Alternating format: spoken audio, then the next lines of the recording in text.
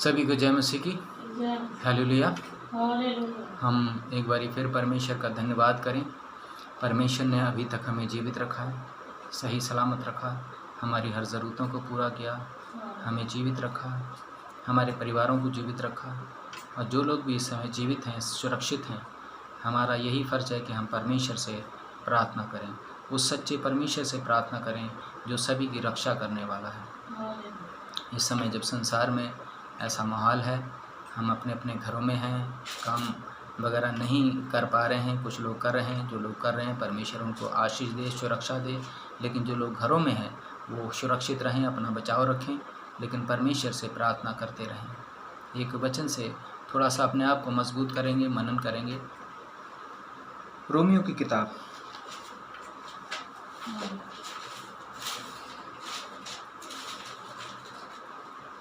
उसका 8 अध्याय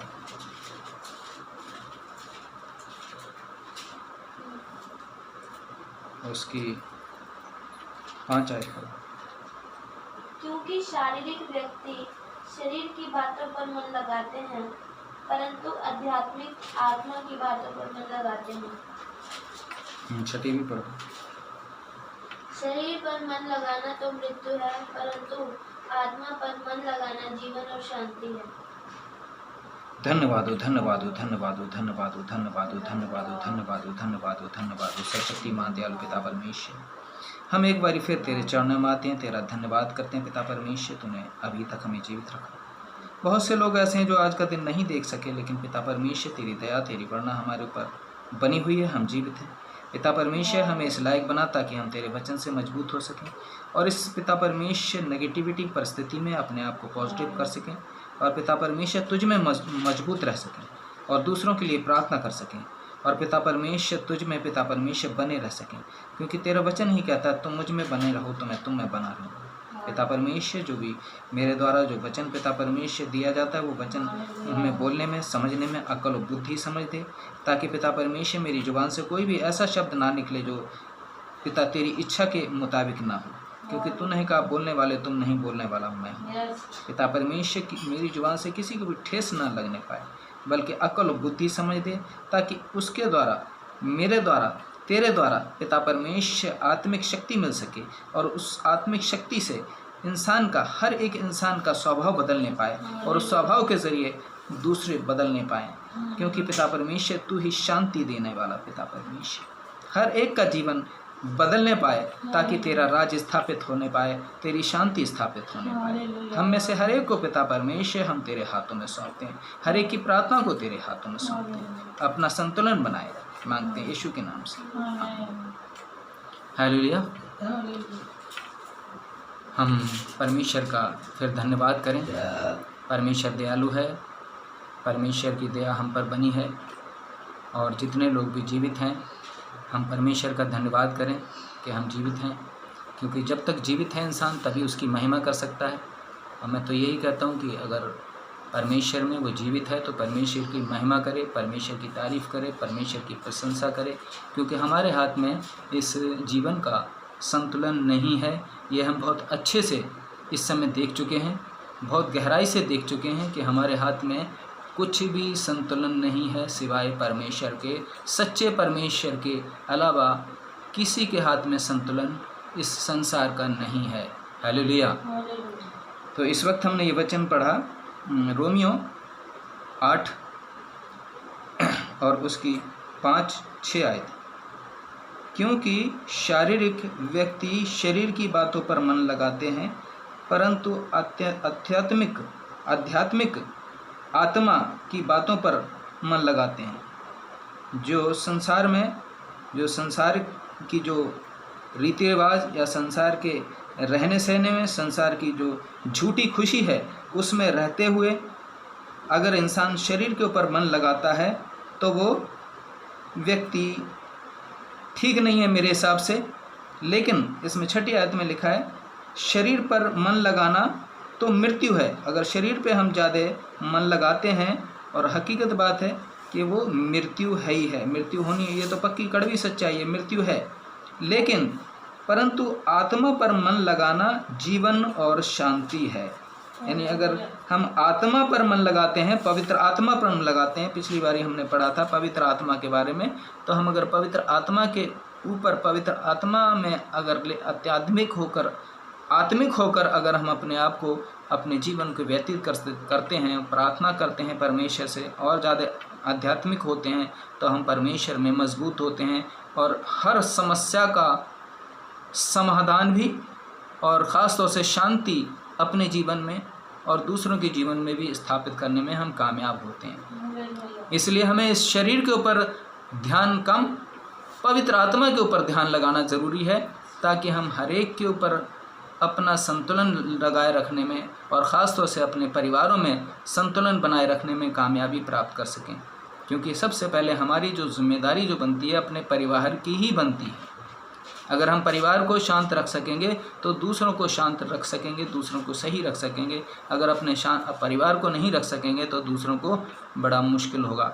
इसलिए हमें ये ध्यान में रखना है बहुत ज़्यादा, क्योंकि शारीरिक व्यक्ति शरीर की बातों पर मन लगाते हैं, क्योंकि शारीरिक व्यक्ति शरीर की बातों पर मन लगाते हैं, परंतु आत्मिक पवित्र आत्मा में वो आत्मा की बातों पर मन लगाते हैं। शरीर पर मन लगाना तो मृत्यु है, परंतु आत्मा पर मन लगाना जीवन और शांति, यानी दोनों ही है। 7वीं आयत पढ़ो।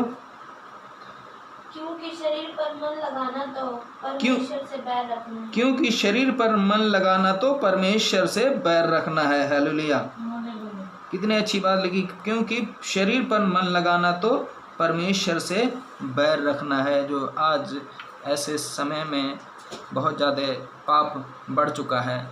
शरीर के ऊपर मन लगाना, शरीर व्यर्थ मन लगाना, बिना मतलब की अभिलाषाएं हमें अपने शरीर से रखनी, ये हमारे लिए गलत है। बल्कि परमेश्वर की इच्छा हमारे शरीर से अगर पूरी हो वो ज़्यादा अच्छा है। आत्मिक होकर पवित्र आत्मा के द्वारा अगर हमारी परमेश्वर की इच्छा के मुताबिक जो भी हमारा जीवन है, जिस तरह का भी हमारा जीवन है, परमेश्वर की इच्छा के मुताबिक, क्योंकि हमारा जज, हमारा हर चीज़ का निर्णय करने वाला, हर चीज़ का फैसला करने वाला हमारा परमेश्वर है। परमेश्वर से बड़ा इस संसार में, इस सृष्टि में कोई भी बड़ा नहीं है जो इसका फ़ैसला कर सके।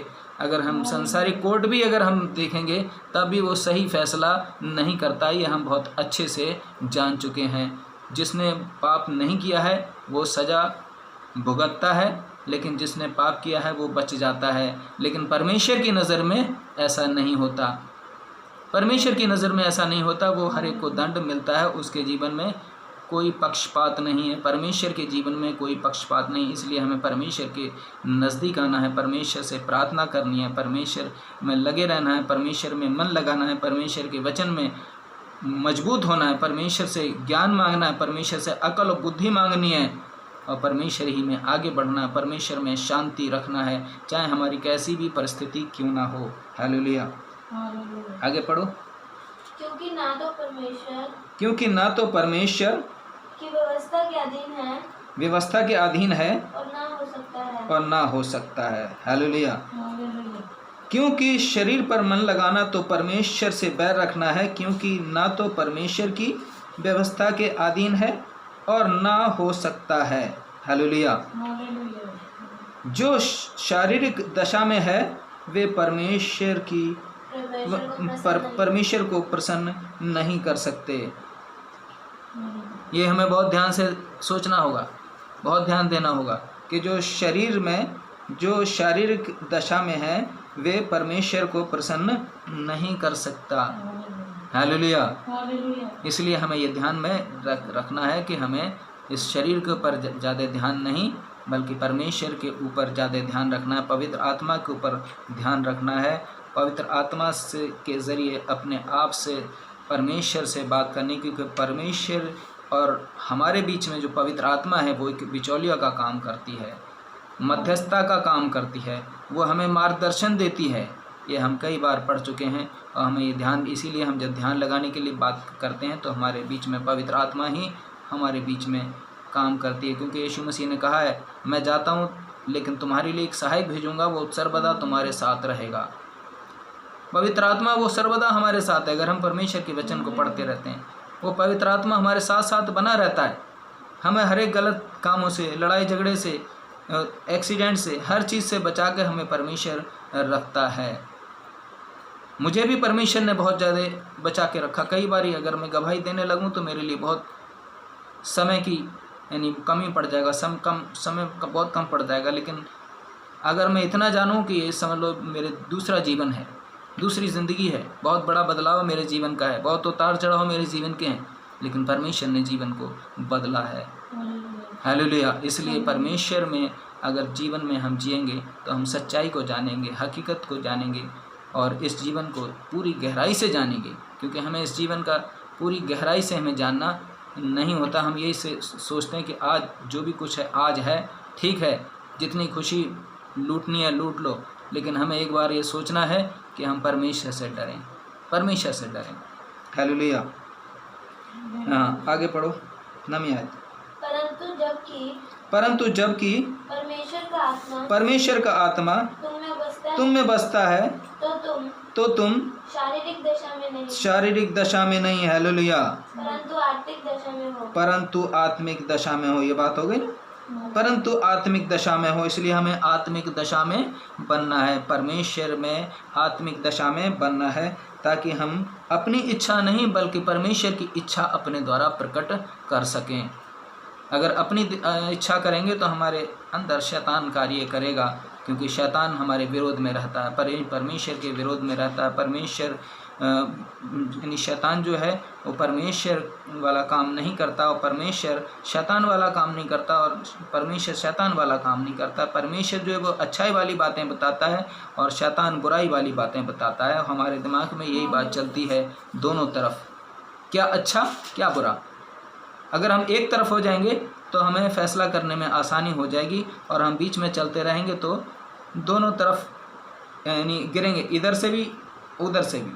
इसलिए हमें एक तरफ हो जाना है, और वो एक तरफ होना सच्चे परमेश्वर की तरफ होना ही हमारे लिए जीवन है, जो कि नए नियम में ही हम अगर पढ़ें तो उसमें लिखा हुआ मार्ग और जीवन सच्चाई सिर्फ मैं ही हूँ, यीशु मसीह ने कहा। तो इसलिए हम वो सही मार्ग, सही जीवन और सही व्यवस्था और सही शांति अपने जीवन को लें और दूसरे को जीवन में भी देने की कोशिश करें। हालेलुया। आगे पढ़ो। यदि किसी में मसीह का आत्मा नहीं तो वह उसका जन नहीं, चाहे वो कुछ भी करे। लेकिन यदि किसी में मसीह का आत्मा नहीं तो वह उसका जन नहीं। ये वचन में ही लिखा है, मैं अपनी तरफ से नहीं बोल रहा हूँ। इसलिए हमें परमेश्वर में मजबूत होना है, अपने आप को जांचना है। पिछली बार हमने ये ध्यान करा कि अपने आप को जांचें, अपने आप को परखें कि हम मसीह में हैं, परमेश्वर में हैं कि नहीं हैं। परमेश्वर में हैं तो परमेश्वर हमें और ज्ञान देगा और अच्छे से अच्छी जिम्मेदारी देगा और जिम्मेदारियों में आगे बढ़ाएगा। परमेश्वर की महिमा हो। हालेलुया। आगे पढ़ें। यदि मसीह तुम में है तो देह के पाप के कारण मरी हुई है, परंतु आत्मा धर्म के कारण जीवित है। यही कारण है कि इंसान ही बहुत अच्छे काम करता है और इंसान ही बहुत बुरे काम करता है। यही कारण है कि वो इंसान है लेकिन उसकी देह मरी हुई होती है, आत्मा नहीं काम करती। जो आज या पिछले दिनों कभी भी ऐसे जो शरीर के द्वारा किसी भी इंसान के द्वारा जो गलत काम होते हैं वो परमेश्वर के द्वारा नहीं, शैतान के द्वारा काम होते हैं। इसलिए हम परमेश्वर में मजबूत हों और परमेश्वर से जुड़ने की कोशिश करें। 11वीं आयत पढ़ के ख़त्म करेंगे। यदि उसी का आत्मा जिसने यीशु को मरे हुए में से जिलाया तुम में बसा हुआ है, तो जिसने मसीह को मरे हुए में से जिलाया वह तुम्हारी नश्वर देहों को भी अपने आत्मा के द्वारा जो तुम में बसा हुआ है जिलाएगा। हालेलुया। उस पवित्र आत्मा के द्वारा जिलाएगा। इसलिए हमें उस पवित्र आत्मा में मजबूत होना है। परमेश्वर हर जगह हमें जिलाएगा, मजबूत कराएगा। कैसी भी परिस्थिति हो, कैसा भी दुख हो, हमें शांति भी देगा। हमारी जो संसारिक ज़रूरतें हैं, फाइनेंशियल ज़रूरतें हैं, हर चीज़ की हम पूरी करेगा। किसी न किसी के ज़रिए पूरी करेगा, लेकिन परमेश्वर पूरी करेगा। परमेश्वर अपने जनों को कभी शर्मिंदा नहीं होने देगा। मुझे भी कभी शर्मिंदा नहीं होने दिया। हालांकि संसार कई बार बहुत शर्मिंदा करने की कोशिश करता है, लेकिन परमेश्वर कभी अपने विश्वासियों को शर्मिंदा नहीं होने देता। परमेश्वर इस वचन से आपको और मुझे सभी को आशीष दे। आमीन।